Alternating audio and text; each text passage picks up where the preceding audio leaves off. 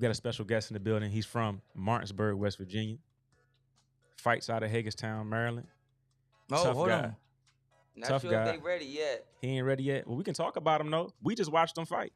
Before we bring him in, let's talk about him. What did you like from his last performance? He looked like a better complete pro. Like a better complete pro. That's the biggest compliment you can get anybody. Yeah. Oh yeah, now we ready. Okay, so he ready now, you guys. ready. Look at Let's get this fool. introduction going, man. This is my guy, our guy, Chris, the Blueprint Glenn. Head slipping count about to come in. Let's bring him in. Man. Oh, my shoulders. Getting that Epsom salt bath, man. Get my guy. Hey. Good as always, man.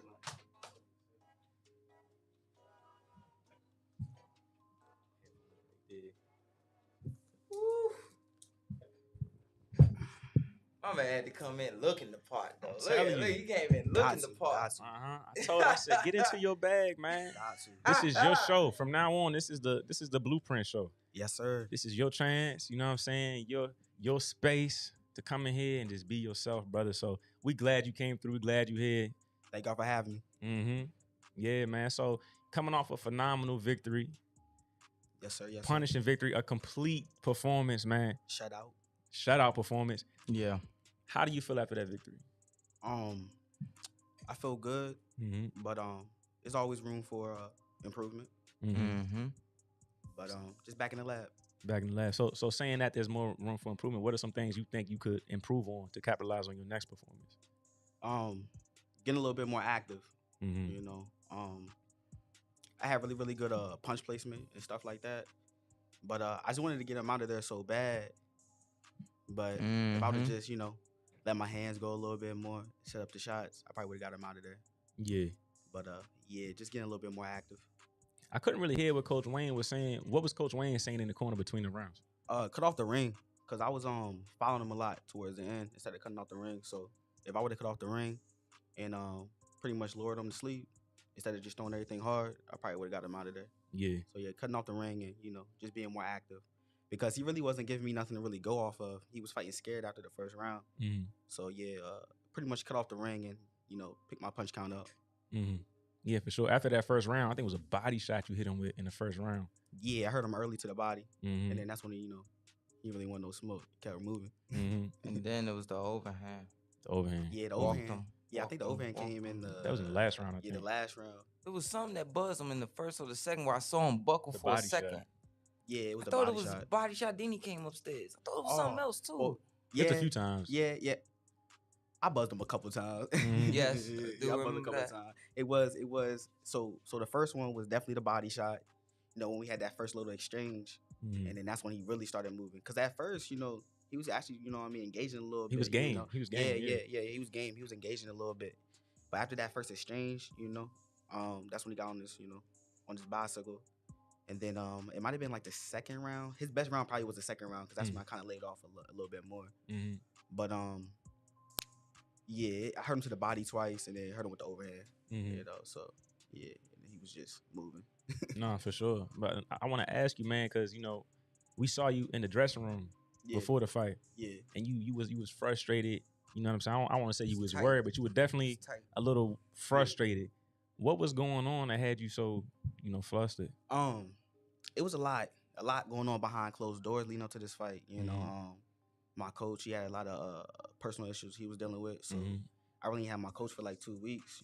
But thank God I had Carl. And we just followed the game plan that coach left us.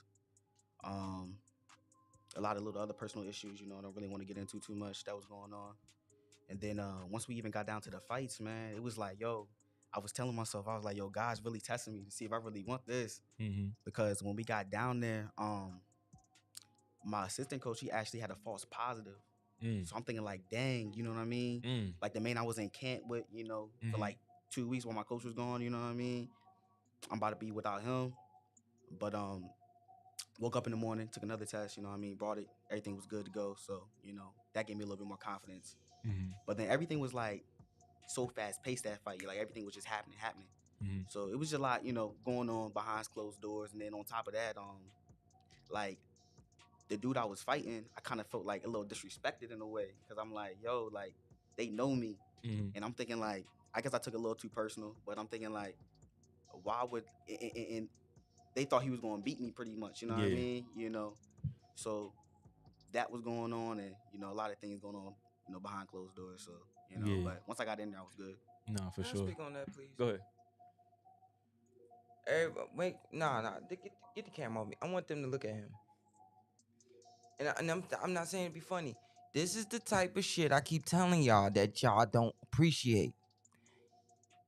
It's so much stuff that these fighters deal with leading up that day. And because you're a fighter, what is the thing we first taught? Even in football, no excuses. No excuses, no excuses. And then we just saw it with Lil Rock, with Jake Paul, with Lil Rock. Oh, well, he signed the contract or whatever. That's the thing y'all don't understand. The money is always the denominator. You be going through all of this stuff, but some of these fighters aren't kids. Some of these fighters are, of course, they're young, but they got families or they got something they trying to take care of or whatever. So they try to get through that just because they thinking of what happens when they get to the back to get their money and move forward and then try to progress from there. This is the part that y'all don't understand. This man just said multiple things happened throughout the whole camp leading up to the day of the fight of, man, every excuse you could think of to back out. Every excuse you could think of. Matter of fact, not back out. To fight and not all the way be there. Because that's the type of stuff that when you fight, you got so much stuff going on outside the ring. Some guys, it's not always so peaceful for them to just step in the square and do their thing. For sometimes it's, when they get in the square, it's distracting. Like some fighters who, they have a routine and they do certain things where it has to be exactly this, or they get in the ring and they're not 100% clear. For some guys, they can have a very, like Johnny Tappy, it could be very chaotic outside the ring, but when they're in the ring, no matter what, it's peaceful, they can do their thing. So y'all gotta appreciate these guys, man, because remember I said to you in the dressing room, man, you fought like a complete pro tonight. Now I really want to stand on that complete pro thing because of how you behave leading up to it. So I just want to make sure I say that and tip my hat to you, man. Well done. I appreciate that. Right. And then that's why we like to get the fighters on the show too, because like he just said, there's so much more behind what's going on in the ring that can derail your performance. And for you to go on and put on that kind of performance is special. So how did you lock in and perform the way you did with everything you had going on? First and foremost, just, you know, put my faith into God. And like, to be completely honest, man, like I always pray a lot, but I prayed like deeply leading up to this fight. And every big thing that I asked God for, he gave me. You know, like even when my coach had that false positive, I prayed that night and I was like, look, God, I was like, if anything you can give me, man, like, so let's get up in the morning and, you know, go get this test and let it come back negative. He did it. So, you know, the whole time, you know, even when I was in the dressing room, you know, I was a little tight and everything like that. But I was just thinking, I was like, look, yo, God gave me everything, so he gonna give me this too. And then on top of that, you know, I do got a good, you know, support system. You know, my family, I think, you know, thank God for them. And, you know, I got a lot of, you know, good people around me that, you know, keep me focused. But you got to want it, you know. And like I always say, like I'm willing to die for, you know, I feel like I was put here for this. So I just locked in, you know. Everybody got problems. And that's how I look at it, you know. And some worse than others and stuff like that. So I never try to, like, use that as an excuse because everybody got problems. Yeah. So for sure, just locked in and just got the job done. For sure, man. That's great, man. You definitely got that championship mentality, that warrior mentality. Appreciate that. And it also shows because, to be honest, and he can probably agree with me here, you're a fighter that's overlooked in this area. Very. You're not given the respect that you deserve. Very. You know what I'm saying? So for them to put a guy in there for his pro debut and put him in there with you, what did that tell you about what people thought about you by putting a guy in there like that with you?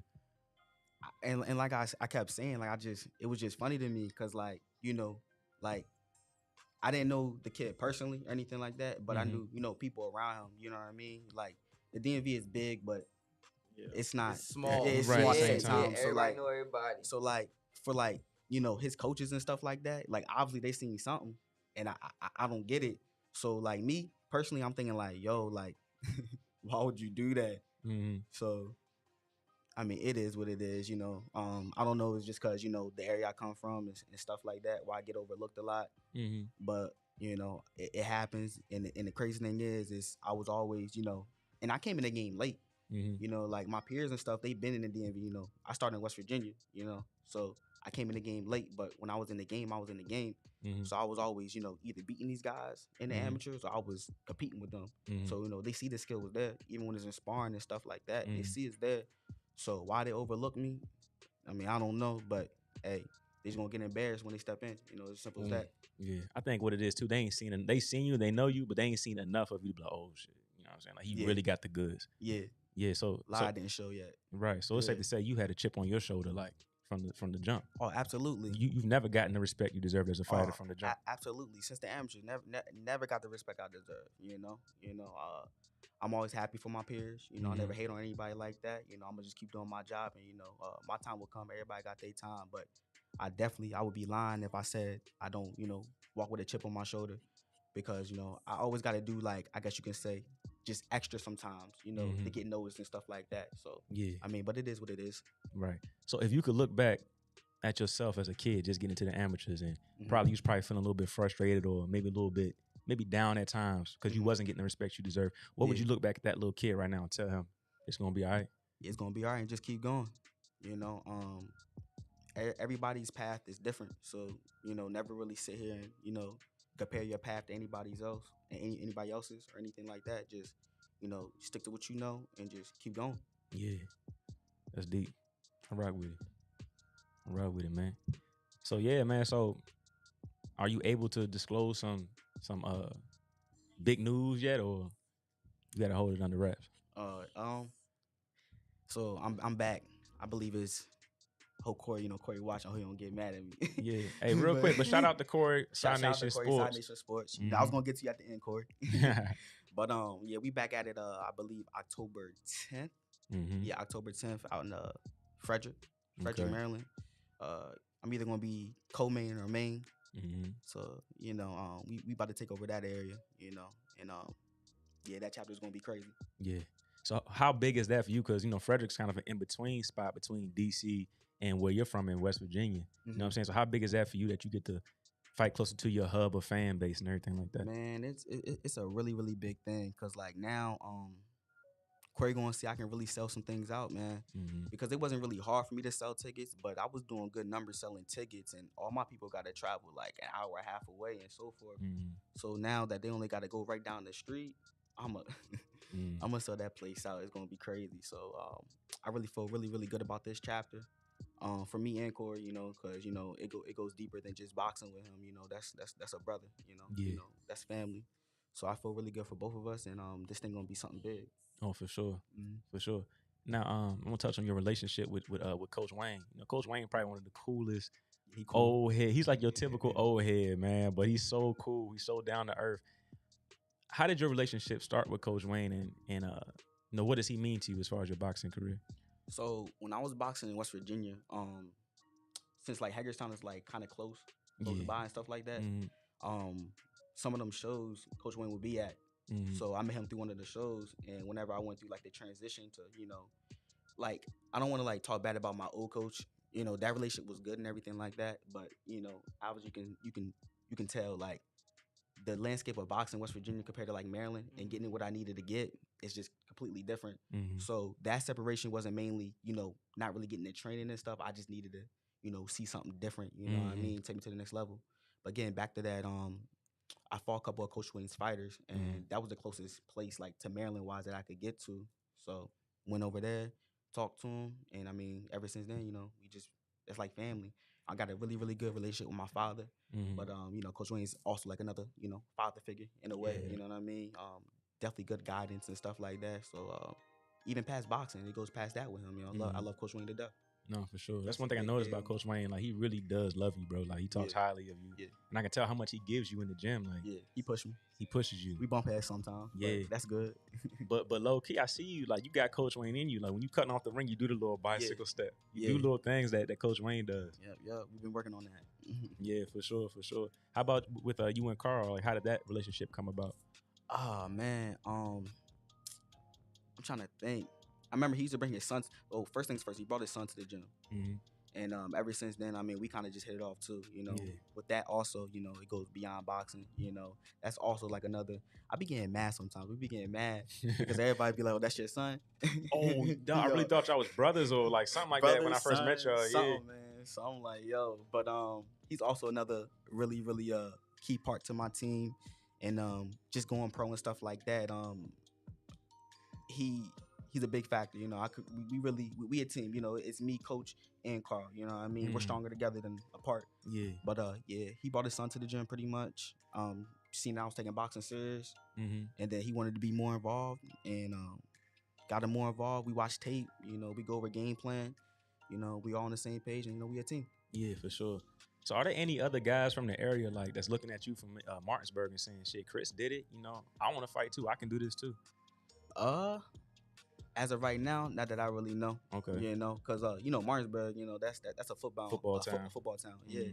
So it's strictly just football over there and everything like that. And honestly, that's kind of why I got into boxing, because I wanted to do a little something different. You know, I wanted to stand out and everything like that. Yeah. So I mean, hopefully, you know, that's the goal. You know, every time I'm out there and stuff like that, I want to inspire. So hopefully I can inspire. You know what I mean? And bring more boxing to West Virginia, you know. So after me, you know, when I'm dead and gone, you know, maybe West Virginia can be a new hotspot or something like that. For sure. So yeah, that's the goal though. Yeah, what I kind of see with that is how you know, Randy Moss, where he from? Oh, From a yeah, small town in West Virginia. Rand's it's like Randy, but he's from Rand, West Virginia, something like that. Yeah, You know what I'm saying? Yeah, So it's like, I know about the Rands. you could have that effect where it's like West Virginia is known for being country, middle of nowhere, mountains and huts and everything like that. So with Randy Moss doing what he did with football, I can kind of see you when you reach your level, like people looking back and saying, "Yo, Chris was that. He the first to do it," and then people gravitate to it from you. Yeah. I mean, yeah, that's the goal, man. You know, I'm chasing immortality. You know, after you know I'm dead and gone and everything like that, I want to be remembered. You know, so you know, some understand it, some don't. You know, but that's just what I'm chasing. That's what's up, bro. Statue. Have a statue up, because it's not. And this is coming from me being from here, but having family around Lynchburg and West Virginia, right? Chad, Down in all the that sticks. stuff. Yeehaw. Man, what the hell? My family from there too. My family from Greensboro, North Carolina. I can't talk shit. I love the South. He's saying that because he saw my house down there. He saw the land on it. He said, "Bruh, I know you can hear the crickets and all that stuff." Oh man, and you can see when it get dark, you see the red mud on the ground. You see nothing in your face, all this stuff. But there's good fighters tough fighters that come from West Virginia, man. Like guys that they can fuck up your night if you come in there wrong. Very rugged. But you could see the problem with some of the West Virginia fighters is the guidance almost, cause they so tough. You just throw them in there with anybody, and because they got heart, they get in there with anybody. And I can't tell you how many times guys from West Virginia done fought up here, and it could be me and Mikey Fox like watching or whatever, or just different guys from here. We watch. Oh, that dude had somebody that really could train. That shorty could be all right. You know, he'll say that, and I'll go up to him after the fight is over and say, man, you know, I'll give him a pat, like, man, keep doing your thing, man. You gonna be all right, you know, whatever. Because you can see, like, dang, you know, if this kid was to do this or do that, he'll be all right. So for Chris to take that leap and stick with this area, not only. And I'm just throwing this out there. Not only can he wind up becoming, you know, headlining Frederick, but also next thing you know, as he progresses and gets to the top 15 and things like that, you know, start to get shots at the IBF Intercontinental or those belts that show that you're a prospect turn into a contender. Right. You know, those belts, like he could wind up possibly going to. Let's go back home to like how Bud did when he went back home. Like, okay, let's go back home to West Virginia. Or the fight be on the football field or whatever, or the fight be in the auditorium, things like that. And then if he fights 2, 3 times, 4 times a year, 2 be at Frederick, 2 be up in West Virginia, one of those colleges or something like that. That's what kind of like how Sharpshooter did when he went back to Bowie. How it's sort of similar to that. So, and with that, that brings a lot of not only notoriety to him, money to him, but also money to the town. It Right. gives back, it flips back over. And then he got the casino in West Virginia. You got casinos, all that stuff. Right. It's so much. It's so many things that could go into that. And I've learned just from growing up in boxing, but Yeah. it's so much that could go into that. And then the local commercials and things like that start. Okay, he wins the WBC US NBC. Mm-hmm. Let's say he gets the 12-0, he gets the WBC US NBC, or he gets all them belts, man. the So Feker many. the Feker box. No, Right. I ain't talking about them. I'm talking about the belts that really sit. The ones that sit- matter. yeah, the ones right. that matter. that the USBA, those belts that signify this is a prospect turning into a contender. Mm-hmm. Those belts that as he progresses and does those things in Frederick to West Virginia, next thing you know, it goes from state to regional, where now he becomes what's that guy on Instagram? Top Dog Law, something like that. Like them Top Dog guys. Law, yeah. Like for instance, like him or any of those different places. Like the Chicago. I was watching the Chicago Bears, the '85 Bears documentary, and they was talking about how they own Chicago. How every commercial you could think of, it was them going down, not just Chicago, but down that whole region. Through Kentucky, through Illinois, all through Illinois, all the way down, like they did that. So in Ohio, so that could really be his next staple as he progresses, and then as he becomes a top 10 contender and becomes and fights for those interim to world title belts. He gonna always those wind fights back up. home. Yeah, he gonna always all right. This fight's in Vegas, then the next one's gonna be right. You know, things like that. So just throwing it out. So there. like, what are some spots back home in West Virginia that you could have a big venue to put on a big fight? Ah man, pro wise, that's a good question.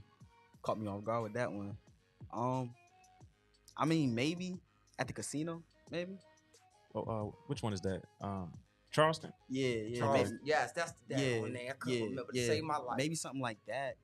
And then shoot, I'm pretty sure like the Capitol might got something real good out there. You know, but, like I'm on like the Panhandle, West Virginia. You know what I mean? So like I don't know like too much as far as like inside West Virginia, or like certain spots and stuff like that. But you know, I get big enough, people gonna be calling. So you know, when the time comes, we'll handle it then. No, but for sure. Can I say this? And you know how I've been keeping it straight with you since you met me or whatever. Yes, sir. One of the attributes that you have that some other fighters don't, and it's not knocking no other fighters, it's not wrong, is some fighters, for instance, it took a while. Like for me, you had to force me to start believing in myself to do this, talking more. Flat, all those guys in New York, and so many more pushed me to do that. But I've always been acting and everything, and everybody said the charisma and the smile and all that other stuff. But like BINK has said 1,000 times, he's a fighter first. Like how his dad is, he's a fighter first or whatever. And some fighters, they might just be solely focused on fighting to where it's nervousness, not to fall on their face, but also not having certain charismas or whatever to do those other things. And Chris has enough charisma, wherefore that Blue can wind up doing the commercials, the things like that, the notoriety to push. Okay, you know what? I'm gonna start. I could see him just on a day. I'm just gonna go driving and go to these different businesses and let them know that I'm fighting, and then give them my information to be like, hey, this is my record. This is this, and I have this much of a following. And I love to do a commercial with y'all. And next thing you know, 6 months later, whatever, that person go back and look, let's call this guy. Yep. So. Yeah, that's huge. And it's also what we're doing here right now in this moment is huge for his career too. And it's not like when I got into this, I didn't get into this to get subscribers and followers. I got into this because I love boxing, and I connected with the fighters and like what y'all go through what I went through playing football. And I wanted y'all to always get y'all shine and y'all to always be the spotlight and the headline of every promotional that y'all promotional event that you guys are on. So this platform is your. That's why I said this is your show. This platform is for the fighters to come here, promote yourselves, hype yourselves up, and hopefully get you guys to that next level. Yeah, it's very, very appreciated, you know, Mhm. because, you know, we really can't do this without y'all either, though. Yeah. You know, y'all give us a platform to, you know, promote ourselves and, you know, do what we got to do. So, I mean, it goes hand in hand, Mhm. you know, definitely appreciate it. Yeah, and then I want to flash back to your last fight. We talked about it on the way up here. You were talking about how the camp like disrespected you by putting him in there with you, Yeah. right? And during the fight, Yeah. you know, you got into your bag, you let your hands down. You was Roy Jones a little bit, you Yeah. know, with your lead hand, Yeah. and you was talking a little, like y'all were chirping back and forth. What was Nah, he wasn't talking. He wasn't He talking. wasn't talking. Nah. No. It looked like you was talking to the corner though, because you looked at the corner and said something. You dropped that overhand on him. I was talking to him at first. I was telling him to stop running. Yeah, I heard that. Yeah, But yeah. And then his corner said something. I kind of got it from Tank. You know what I mean? I got it from Tank. His corner said something, so I said something to his corner. Man, And shut then, up. yeah. I He threw remember. something. I said, "Oop, bop," it hit him, and they hit him with something else. You know, I was just real comfortable, man. At that Yeah. point, I was just real comfortable. So yeah. Is that something? Did you anticipate bring that kind of? Because I feel like it was a different Chris. That was a different Chris that we saw when you got into your bag like that, in that confidence with the Roy Jones. You was talking. Is that something you anticipated, or is it something like you was in your moment and it just clicked for you? I was just in my moment, and it just, you know, it just clicked with me. So, Right. Yeah, it wasn't, you know, planned or anything like that. And I was just like, towards the end, man. Well, the whole fight I was feeling good, but like towards the end, I was really feeling it. So yeah, it just happened. You know, I was just trying to be a showman. You know what I mean? Showman. Yeah. You know, like that's what the crowd come to see. You know, so I feel like I didn't get the knockout or anything like that, but I really I controlled the room. Right. You know, and that's very, very important. You know, so everything. See, people don't understand, like, when it comes to fighting, like, everything matters as far as like not just fighting, but you can sway the judges a lot of times with, you know, just your confidence and stuff like that. Like, my coach always told me, you know, in the amateurs, you know, after the fight, don't ever hold your head down or anything like that. Always be energetic and stuff like that, you know, because sometimes that can sway the judges and stuff. So, long story short, I just wanted to, you know, really put on the show because, you know, my fans, well, I call them supporters. I don't like calling them fans, but my supporters came to see me put on the show. So, you know, I wanted to give them a show, you know. Right. Now, I'm speaking from a boxing fan's perspective. I want to get the fighters, like, y'all's perspective. Like, is that something that you guys, you know, really prioritize is being like a showman? Because as a fan, when we watch boxing, we're watching it for entertainment. So do y'all go into the fights thinking, I'm gonna put on this entertainment ass performance. I'm gonna make sure make sure people leave saying, wow, that was incredible? Well, first and foremost, you always want to get the win because the win is what matters. But you definitely always want to sit out there, you know, to put on a really good performance, you know, to keep your stock going up because, you know, we get paid on, you know, putting people in seats. Right. So, yeah, all in all, I want to always go out there and put on a spectacular performance because I have people coming to see me and stuff like that. But all in all, a win. A win is most important. But yeah. I'm not a fighter. I'm an insurance salesman. Man, go ahead, man. Jake from State Farm, get up out of here, man. Oh man, Oh man. But yeah, you think that? I mean, especially when you in top shape, you do think that because you see stuff coming off so smoothly or whatever, everything is calm. When you got everything under control first, then you may hear, like I remember Big Gary used to tell all of us, make the casual fan who don't watch boxing, don't know much about boxing, say, I don't know much about boxing, but that guy's good. That's how I become a superstar. That's the look you want. And then my dad would sit there and say, stay focused on the task, but start, you know, hit him with triple hooks. You sitting there, if you pulling that triple hook or sitting there, make the counter look even more when if you pulling your hand down to go into a Philly shell, you bringing your left hand down. Do it for a reason. You doing it for it. So when you do that counter and you pull and you shoot the uppercut, boom, catch, brick hook, making it how it'll come off flawless. Pick, catch, brick, catch, uppercut, hook, brick, and everything is boom, boom, boom. And they see it's all from here, and they're throwing it back. It's flawless. It looks pretty to guys that know boxing. Even to the casuals, like, yo, this is nice. Like, how does he do that? You know, then spinning around them, pivoting back around them again or whatever. Or for instance, what Blue did you firstly, I want to say from a pure boxing perspective, I'm glad that you ain't lazy enough to bend your knees. I talked about that in the car with Some you. fighters, man, they quiet as is kept. Some fighters is lazy as hell to bend their knees. Yeah. And they be bending at the waist too much or whatever, instead of keeping their eyes up when they dipping, keeping your eyes up on what's coming. Cause you might dip and then that guy shoots a shovel hook or shoots a zip and you run right into it. Right into it. And because you ain't have time for your eyes to look up and register what's coming, your brain can't register, your eyes can't register to the brain, like, and the brain register to your body, pain coming, right? Brace yourself. Or react to move or whatever, reflexes to react to move. And next thing you know, you hurt. You like, the hell am I hurt for? Because you didn't see the shot coming. The shot you don't see coming is the one that hurts you the worst. Yeah. Yes, sir. Yeah. So when you went in there and you started pulling in, 6-inch stepping in, moving your legs, bending, sliding. Oh, you heard me? Yeah. I started talking to you a little bit too. I started talking to you a little bit too. Everybody heard him, bro. He in my ear. I'm like, bro, I'm trying to record the fight, but oh God, no. He was like, good move, Blue. He's like, that's what I'm talking about.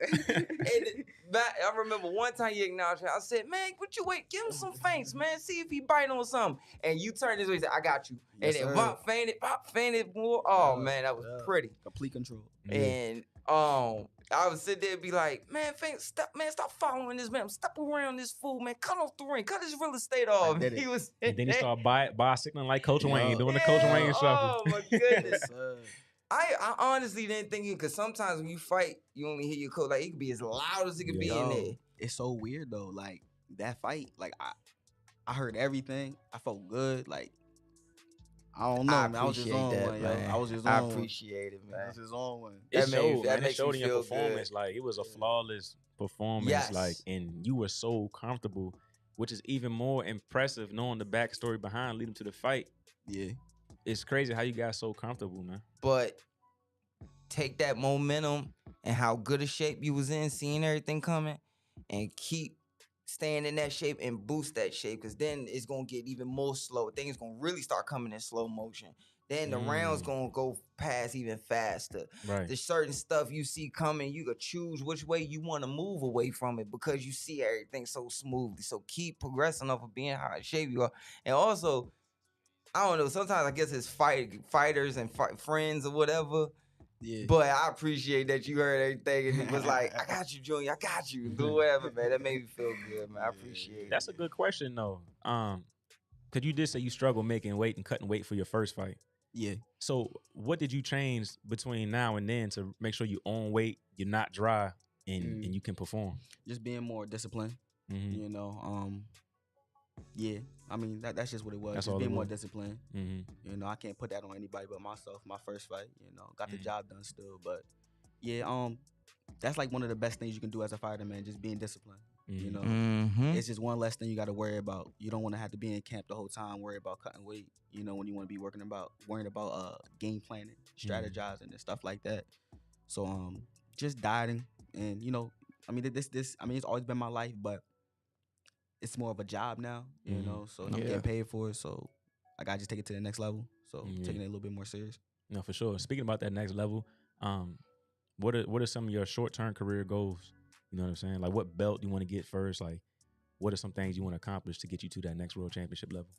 I mean, for like I guess this next year coming up, you know, just getting a regional belt, I guess would be, or a state belt, or however that works. Be careful with that. Be careful with it, cause not to cut you off, but I'm telling you because different friends that I've been close to. One of them was with Al Heyman, and because if I could just say this, it was Jared and my uncle Nesto when he was fighting and my dad were fighting. One, it wasn't that many belts, but the main belt you wanted to show that you were a contender on the way to being world titles was the USBA or NABA belts or whatever. And I think Nesto had said something and we were talking about it, and I said it in the gym, and Nesto and Jared said, yeah, Nesto was saying the same thing. And that's when Al told us, why get those belts to pay the sanctioning fees? That's true too. Why do that? And you got to pay this 3% or 1% extra out of your purse on top of the everything else that you're taking care of. You could just go ahead and just keep on doing what you're doing until you get to a world title. But if it makes sense, dude, get that belt, because then like the interim belt or the intercontinental belt, if whoever got that sanctioning body's intercontinental belt or that sanctioning body's interim belt, you basically you basically go from this far away to now this far away, dangling. Hi, I'm your neighbor now. Yeah. I see you soon, Right, type so of thing. That's what I was asking. Like, what belt's gonna get you closer to Well, your goal? I got a good team behind me and stuff like that. Right. Like I said with Corey and stuff. So I try to mainly, focus on the fighting. Staying in tip top And let them shape. do that. Yeah. And then game plan with Corey.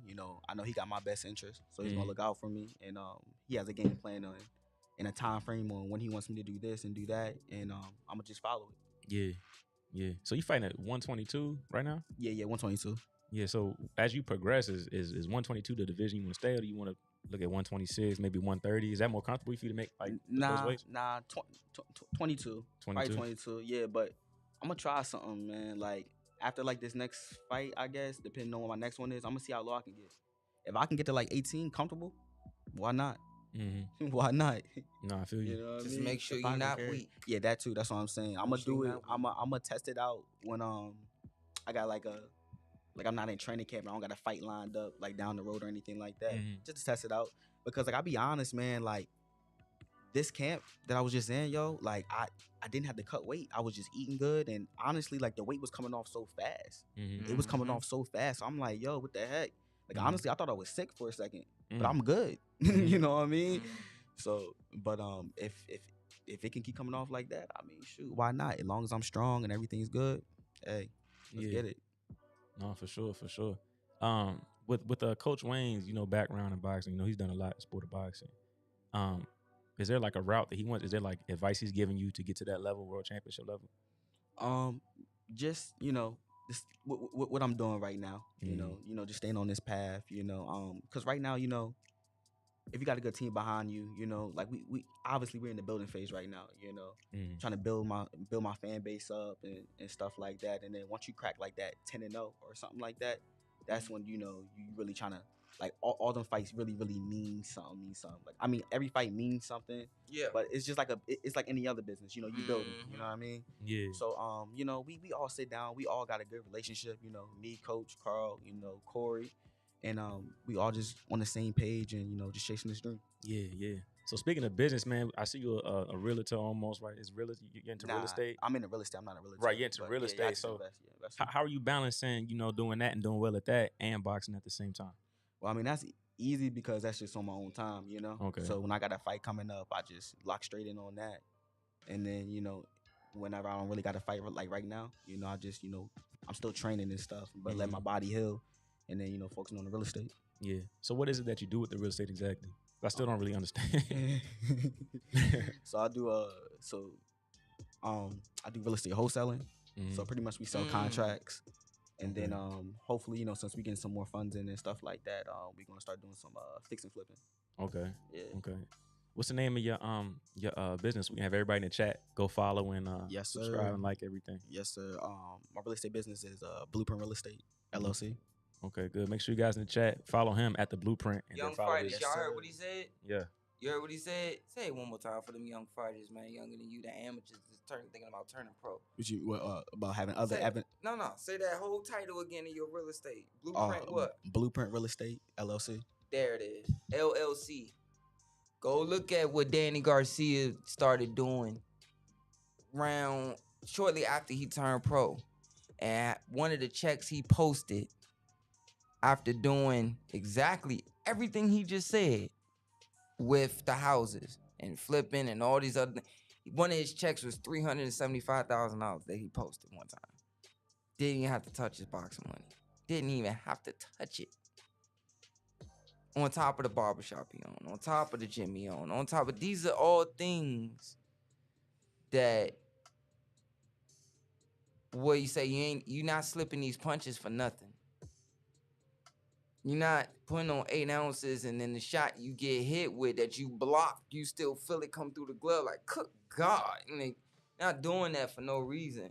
And the biggest mistake is some of the fighters I grew up around, they'll tell me, well, you know, I ain't grow up like that and I can't take it with me. And it's like, yeah, you're right. You can't take it with you.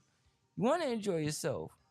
But I never get what my father said. He said, getting money, it leaves your pocket like a rabbit real fast. But it comes to your pocket like a slow turtle. It comes at you it comes so slow sometimes. And you got to also look at it like this. Listen to what Blue just said, what he's doing. Now, let's imagine, God forbid, his next fight come up, and because of how he's beating on guys, it's harder to get them opponents. You don't get paid unless you fight sometimes. Some guys you might, have a contract negotiate where you might get a stipend every month or whatever. It depends on how you negotiate whatever in your resume or whatever. But anything can happen. Guys, they're having trouble finding opponents, or you might have situations where you might hurt your hand, or the other guy that was supposed to fight you hurts his hand, or whatever the case may be. And now you taking that time waiting to go get another fight. And the biggest trap that I have seen is that happens, and those fighters don't have nothing else, and they go to that promoter that isn't that tight with you like Corey is with Chris or whatever, and they say, hey, all right, well, can I get the next fight you saying is gonna be 10 grand, right? Yeah. Well, so can I get 2 or 3 of that 10 grand now? They take that 3 grand, go handle whatever they gotta handle. The next fight come up, you still gotta pay everybody like it's 10 grand. It ain't like, oh, well, I got 7 grand now, so I only gotta pay $700. No, you still gotta pay back the 3 grand, and you still gotta pay 10% to everybody else in the corner. So once again, I tip my hat to you, man, for doing that, man. Good for you. Appreciate it. For sure. You well-rounded, man. Your financial literacy is on point. You know what I'm saying? Everything's good. So do you have like a documentary or like a TV show coming out, or what's going on? Yeah, I got it's a series, that just follows me every fight. Shout out to iRose Films. My boy really be looking out for me. It's called True Blue. True Blue. Yes, sir. Okay. Yeah, I seen the couple of the part 1 and part 2 so far, right? Yes, sir. Part 3 coming soon. Okay, for sure. Make sure you send me some of it so I can promote it on my page, because who sure. else did that? Who else? Jared. Yeah. Oh yeah, Jared did do that. Yo. Yeah, him and Chris was doing that. Well, I mean, fighters, they gotta start doing that, man. Like, yeah, these promoters gonna promote you somewhat, but you gotta take that jump. You gotta roll with it too. Like, I mean, say what you want to say about like Ryan Garcia and stuff like that, but he promote himself. You know what I mean?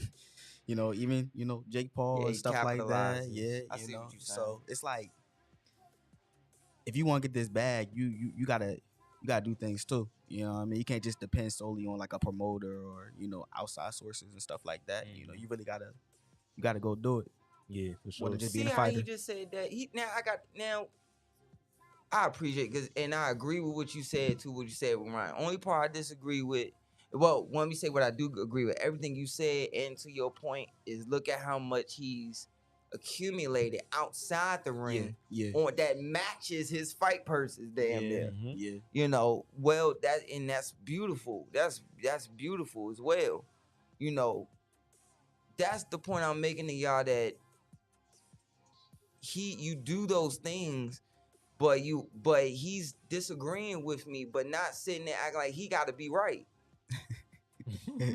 Y'all caught that? Everybody can't do that, Y'all man. caught that, right? Everybody can't do that. But you know what? I'm wrong, because this guy knows what it feels like. This guy knows what it feels like. And this guy knows what it feels like, what 3 minutes feels like. So maybe that's why he's able to agree and disagree with me without feeling some type of superiority complex, folks. No, for sure. For sure. Fighters, y'all definitely got like a short, like, term memory as far as like relationships and like disagreements, because y'all fight each other. And I was asking Sugar Wayne, like, how do you and Blue getting in and y'all spar hard ass sparring, and after the sparring y'all dap it up and y'all mad cool? Yeah, it's just a mutual respect. You know what I mean? Like we all warriors and stuff. So like I know what he go through. In camps and stuff like that, and just being a fighter regardless. And he understands what I go through and stuff. As long as we not fighting. I mean, we not beefing. I understand it's respect. Mm-hmm. And remember what I said also on air a couple days. I said, and this comes from my experience with being able to helping Jared get ready for fights, helping so many top guys, amateur fighters get ready for tournaments. I'm trying to help you get to the money. Why do I want to beat the sense out of you before you make it to the money? And we supposed to be like trying to help each other. Like for instance, and this is coming from a guy who worked with Blaze, worked with Pat, worked with Too Slick, worked with Jared. There's so many guys, and these guys got fights coming up. And then Alontes Fox show up, Damon Nicholson shows up, Troy Ozzie shows up, and they working with Jared, or they moving around working with each other. These are all these guys fighting for 5 or 6 figures at the time before they started fighting for 7 figures. And it's like I'm not babysitting you, but I ain't trying to kill you. Does that make sense? Like I'm not trying to babysit you. Like all right, just touch light, but I'm not. Trying to kill you. I'm trying to help you get to the money, bruh. Got to. Anything can happen in there. All of a sudden, I accidentally thumb him. We going too hard now. I thumb him and I detach his retina. I tear his anything. Yeah. Some of the worst things be happening in sparring. People be thinking like fights and stuff. Like, nah, like shoot. A lot of people be getting like brain damage and stuff from like the hard sparring sessions, you know. So nah, for sure. Yeah, for sure. The part people don't know, the part that people don't see, like man, I done seen a lot of careers get ended in the gym. I done seen a lot of careers with guys they in there, and next thing you know, they get into fight night and they stale. Because they left it all in the gym. Too many hard sparring days. Not enough circle work days. Yup. And I mean, it's that shit is real. I mean, I done seen it since a little boy. Yeah. And back then it was worse because back then it wasn't no such thing as circle work or light sparring. It was you got in there, you went hard. But you got on the head, you got 18 ounces on. So they just, I mean, it was some of the best fights I ever seen was at Old Hillcrest. I swear to God, bro. Better than the fights on Showtime and stuff, right? Swear, bro. I mean, man, I could tell you some story. Matter of fact, I could tell you a recent story from about less than 10 years ago. Julian Hammerhands Rodriguez. I told you this story. Mm-hmm. Sugar Wayne was there. Sugar Wayne sparred that night too. Julian Hammerhands Rodriguez and his team, his father, they still amateurs. They probably was 14 at the time. They come up here, and the weigh-ins was the next morning. Him and Tonio went at it. And me and my father was looking like, this is good work, but then it went past good work. It went, like, it's a tiny line. Yeah. It's a thin line. Yeah, like, oh, man, this is good work. Oh, this is good work.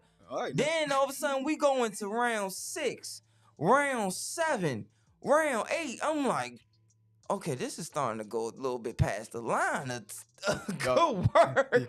Y'all probably like, y'all good? Like, chill. Nah. We still trying to go. Man, that's what I'm saying. How do y'all turn that switch off, man? Because I know when I was playing bars, like, if you get the best of me, I'm getting the best of you. You know what I'm saying? Yeah. I gotta get my get back. So how do y'all like turn that switch and be like, no, it's time to chill?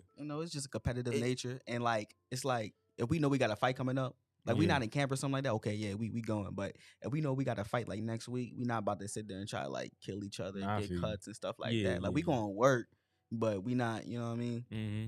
Who was that? Roy Jones was saying something about, like, fighters having friends in the game. Like, fighter. What's that? Roy Jones with that Bernard Hopkins? Yeah. It was Roy? It's both of them saying? Yeah, they was on the bus talking about that. Yeah, so, like, when he was saying, like, no friends in boxing, like, y'all got to fight each other and stuff. Like, how do you feel about that? Because a lot of your friends are in the same division as you. You know what I'm saying? So when y'all get to that level, like, how do y'all break that down? Like what is a conversation that you would have with somebody if you had to, knock them up? I mean, the only, all right, so, like, Wayne and, like, Too Short, it got to be, like, life-changing type money for me to fight them. I'm not going to say, like, I wouldn't fight them, but it got to be, like, life-changing money. So I go to them straight up and be like, look, yo. I'll be like, yo, Wayne, look.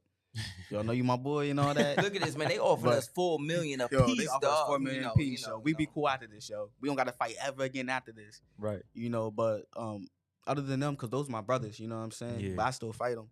you know, for like I said, life changing money. But other than them, I mean, anybody else, I don't really got no beef with them or anything like that. But I mean, they can get it. Yeah. They can get it.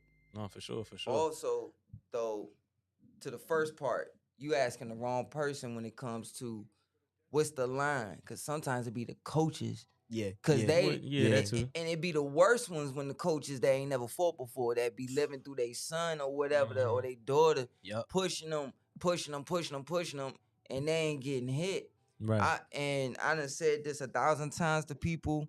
I don't really care who I offend, but the fathers, me and Lil Rock was talking. I think that interview's still up, where it was Digital Williams, Lil Rock, and me. And cause Digital kept getting us mixed up because he kept on saying Junior and Junior, and I'm Golden Boy, he's Gold Blooded. Kept mixing it up. So we was talking, and he was like, did your dads, both of you guys come from dads with Graydon, with Junior, your father retired very early, and Lil Rock, your father kept going further, but you both come from guys with fathers with big pedigree. Did they want you? Did you, and you guys were prodigies. Did they want you to fight me and Rock in unison without even looking at it? No. And they was like, why? I said, because your father think about they did all that running in the cold and running in the heat, doing that. They don't want you to have to do that. Of course, they may take you to the gym. They love that you're a prodigy, but they don't want you doing this shit. They thinking about the shots they took or didn't take.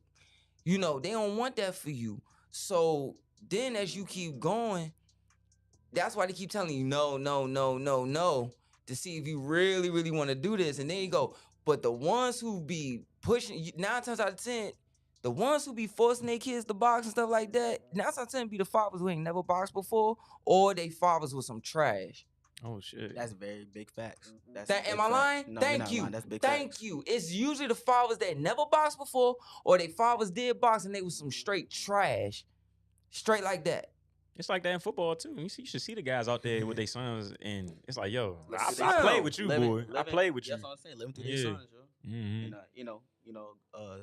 Thank God I never really had to deal with that. My dad always just like, if you want to do it, do it. But he kind of just stay out the way. Did he ever box? Yeah, Okay. yeah. He used to box in Philly when he was younger. Mm-hmm. Oh, and then, God. out in Philly. Mm-hmm. And then that's when my grandmother wanted to take them out to inner city. So that's how we got to West Virginia.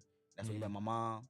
And then he went into the service. He went to the Navy, and that was around that time when it was the armed forces, boxing teams and stuff like that. Mm-hmm. So he boxed in the Navy for a little bit. So, but yeah. So that's something that you knew about him before you started boxing, or did he kind of put that on? Like, I used to fight back in the day too, young blood, and I mean, I used to always just hear stories and stuff. Like Yeah, that. it's always never from the father. Yeah, They be like, nah, man. I mean, I boxed for it, but I wasn't like that. Yeah. I wasn't that guy. Yeah. You told me just deal with that after that video from this weekend. Oh man, Right. I boxed. Yeah. Now if you in private with your father, they'll be like, and it won't never be like them bragging. It'll always be like, man, you know who else was nice? This guy, man. He was such and such and such. They always like, oh man, that was a heck of a tournament we was in, man. Such and such. And it's never really them up playing they stuff. They talking about their friends and I fought on that card and I won that or whatever. Yeah, it's typically the people that are normally like the loudest in the room and always talking. You can really tell like they really wasn't like that.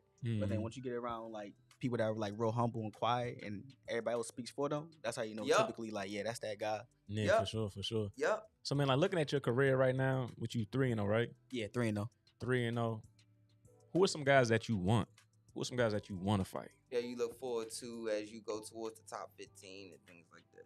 I mean, I ain't trying to take like the easy way out, but just anybody that gets me closer to a world title. I really ain't here to really call anybody out or anything like that.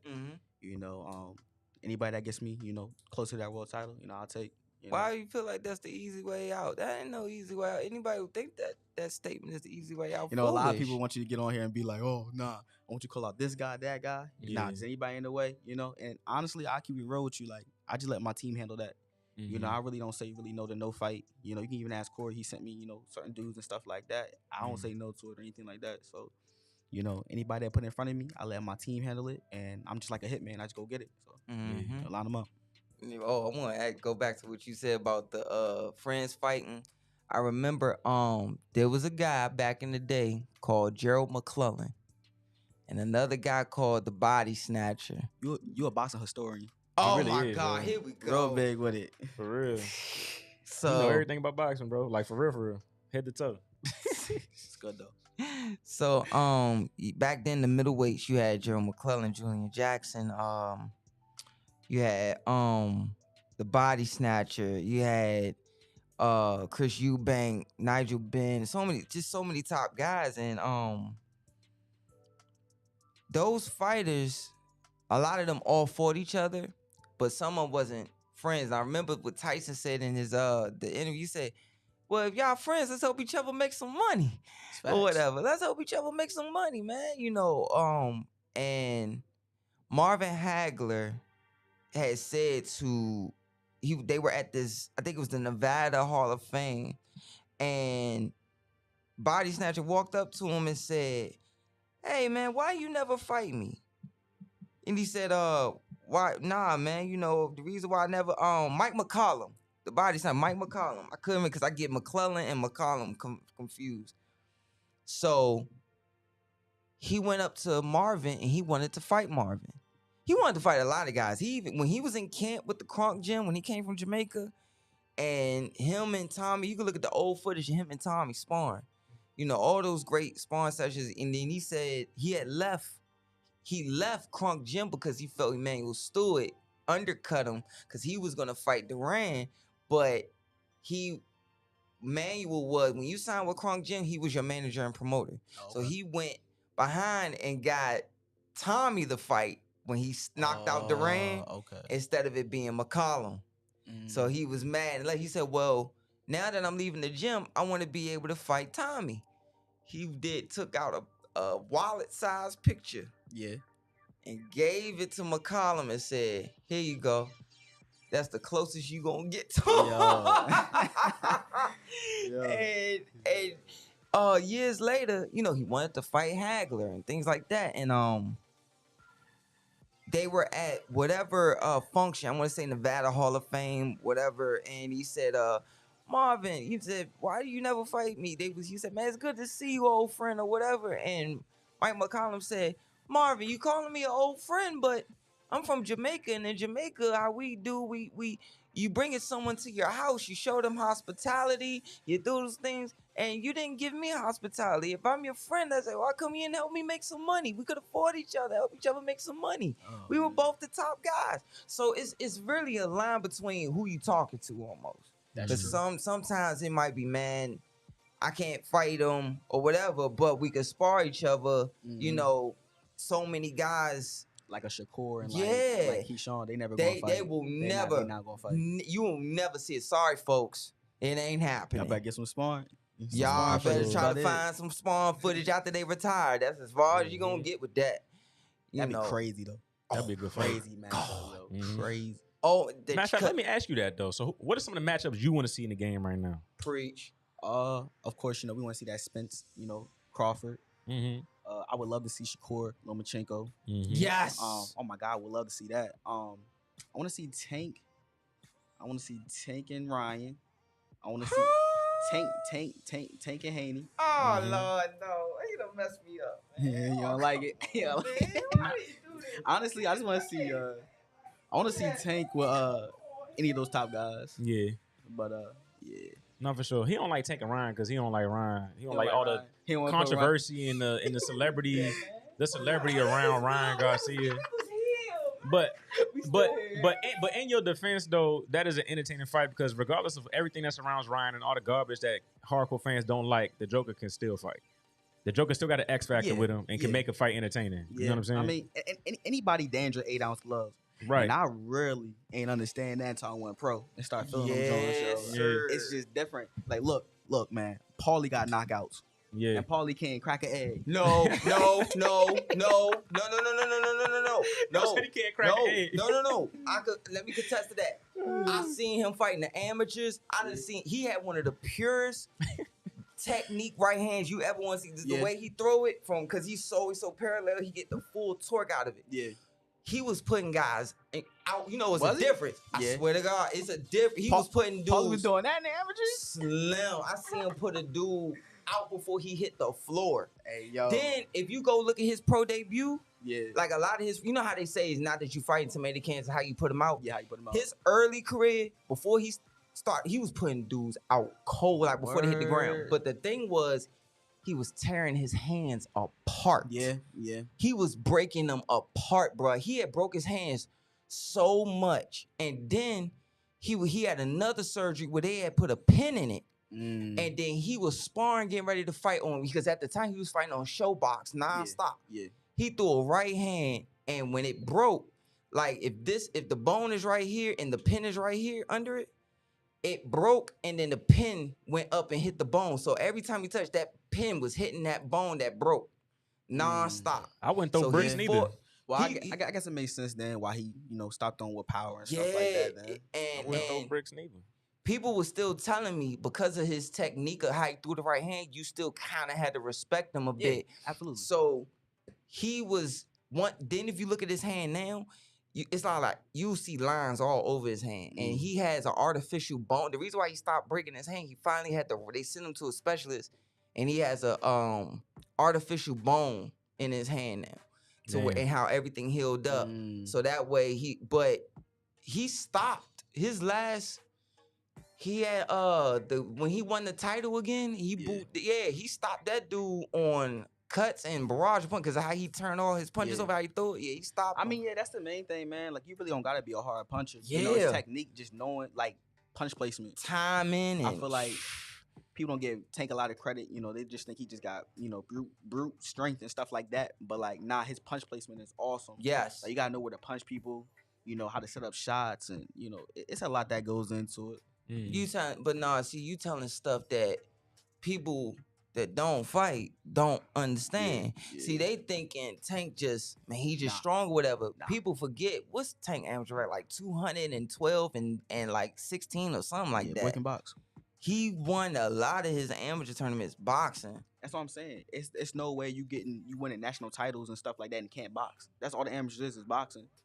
So point system, trying to get. And remember when at that time when we were all in the amateurs, you had the white knuckle part where it had to land a certain way or they wasn't counted. And if you fought too much like a pro, they would rob you on purpose. Y'all don't get that part. Like, it's a lot that y'all don't understand. So, but that's why we're here doing the show. This is for the casual fan that don't know boxing. We got you on here, a boxing historian that knows boxing in and out. Sir. No, we ain't trying to be funny. Dead ass. Like, he knows typical stuff. Yeah, this Joker can break it down from like the glove to the horse heads to the foams to the mixes to the contracts, everything. And then we get the fighters on here to tell their story and where they come from, how they came up. You know what I'm saying? So it gives the casuals and the people that don't know boxing an inside view on what these guys really went through and go through to make the ring beautiful, to make the lights when they shine, to make what they're doing beautiful to y'all. So it's bigger than that. But the casuals piss me off. I know that's because y'all are fighters. Y'all is fighters. Yeah. You know what I'm saying? Y'all got a different, like, from a different lens. They be tripping. Like, I just learned not to argue with them. That's why I learned. Yeah, like, I don't pay him no mind. It can't make sense. Really. Yeah, right. You can't win. It's just like, just keep it moving. But the thing that Blue said, and you heard, and you heard me. Blue. I think he's like Blue Blood. Nah. Oh, I'll just say Prince. All right, the Yeah. thing that Prince said when he was like, that sounds like Prince. I forgot. Yo, call me Blue, yo. But so Blue, remember what Blue just said about he wanted to see Shakur and Lomachenko. Yeah, hell of a fight, man. For guys like us in this room, we thinking, man, the chess match.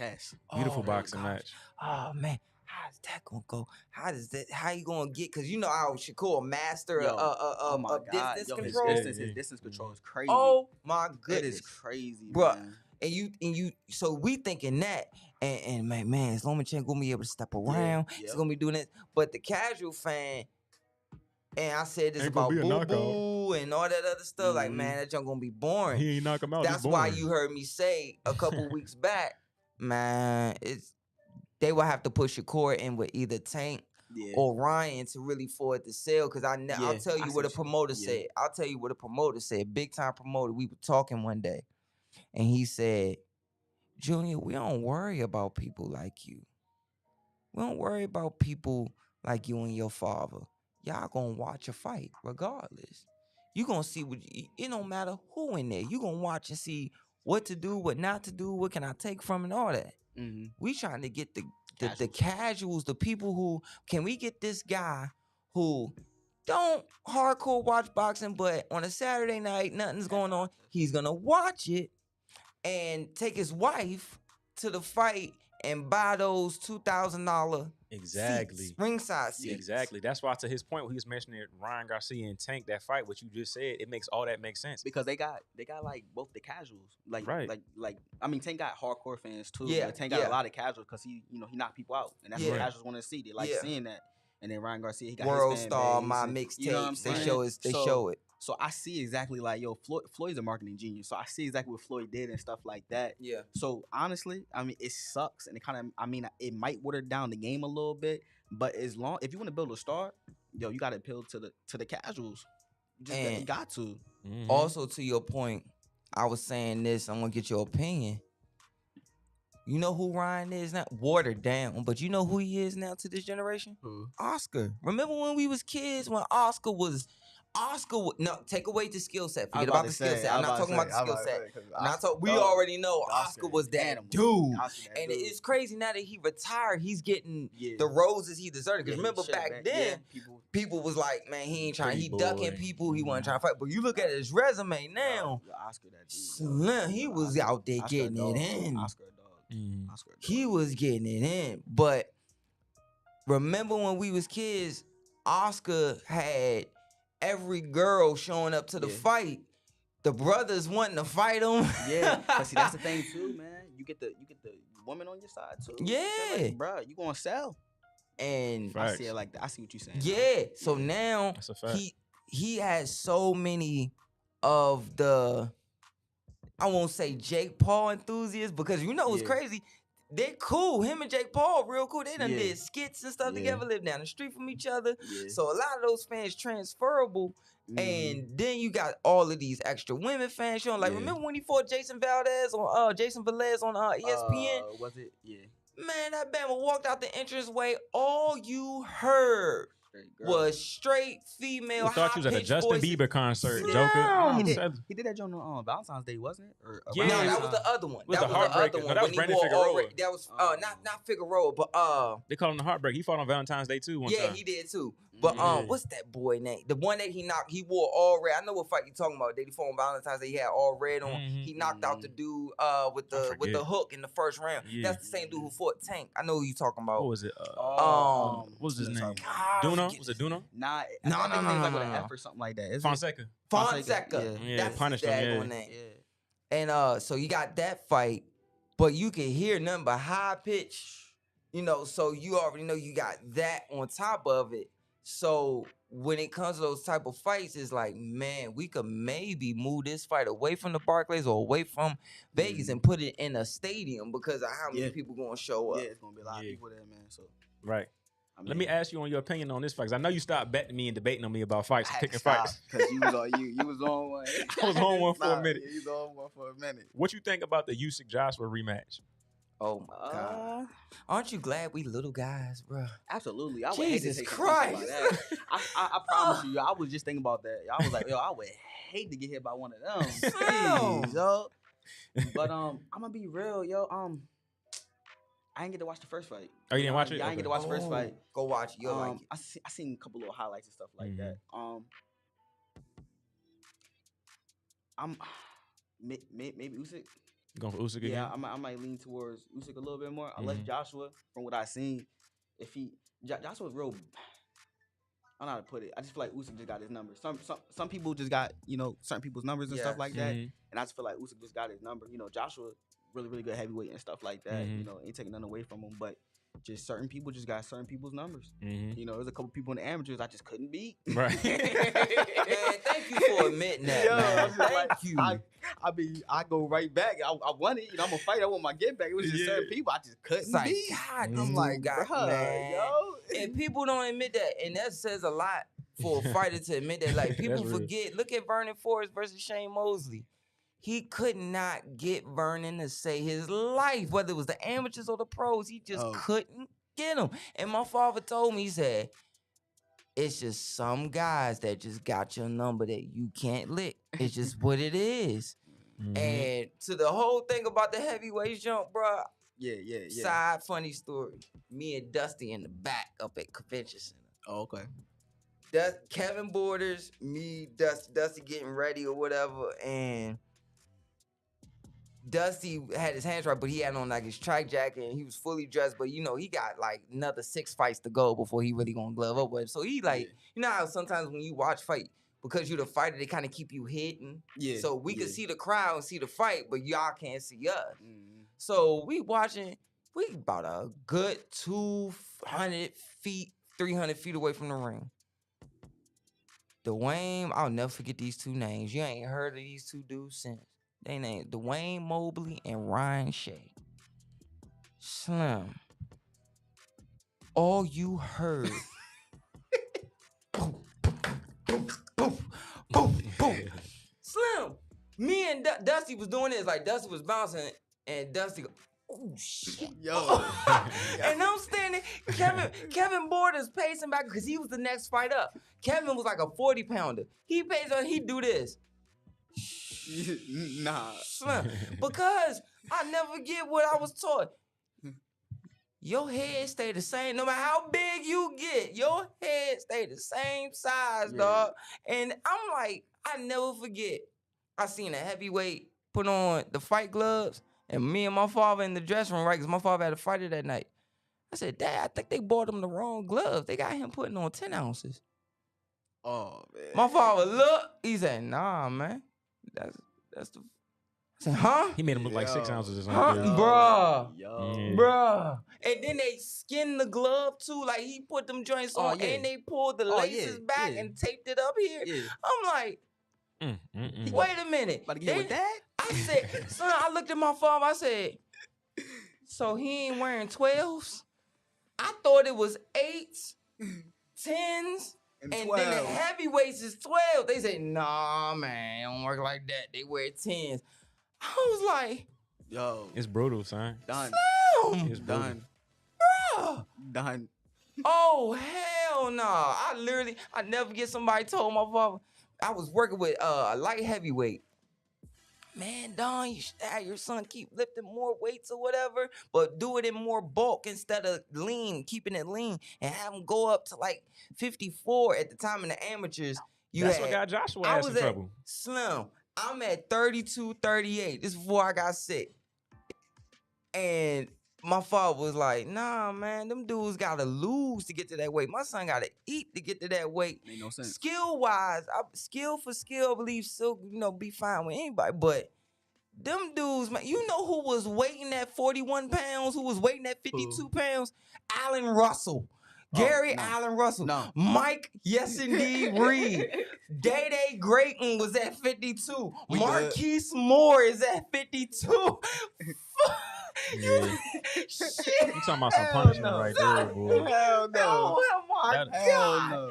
That'd have been some punishment, Those them dudes that when you pick they jack, like, man, even when I worked with Jared Big Ass, dog, Chris, this made me realize, like, man, I am good, and I would never go away. If I'm eating and I go to the hospital, like with my illness, if I, you get IV fluids a lot, and it pump you up. If I go to 54, like, nah, man, if I'm going back in the gym and Dad wants me to do circle work with somebody, I'm going to lose this shit so I can look smaller. Yeah. Man, Jared do one jab, bro. I'm moving around with him. Uncle Nestle go, yeah, you going to move around with Jared today. I said, I'm just out the hospital or whatever. He said, you going to move around with him? I said, we helping him move out of his house? He said, nah, you move around with him.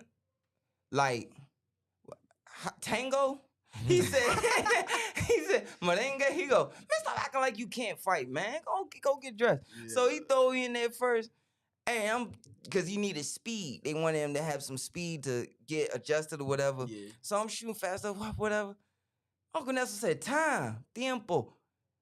Sabrino, like, pick it up, basically saying in Spanish, time. Yeah. Sabrino, pick it up. So he says, Jared, hey, man, my nephew, I know he just coming back or whatever, but my nephew, he been in the gym all his life. He know how to handle it, so you ain't got to put everything on it. But I look at this dude. Why you blowing up my spot for? Like, why you blowing up my shit? Like, That's crazy, man, man. you're the one But- jab, bro. You feel it's like a boop. Like, you. Wait. Come here, man. We black men. We don't need to be doing this We don't to gotta each other. be Give me a hug. that. Like, this is Hey, what bro, you let me hitting ask you with? though, bro. Let me ask you though. So, who would you like to work with as far as sparring? Like, get some tough sparring rounds in. I want to work with Dog Bay. Isaac, Yeah, I was just Isaac. about to say that. Yeah, I want to work with him.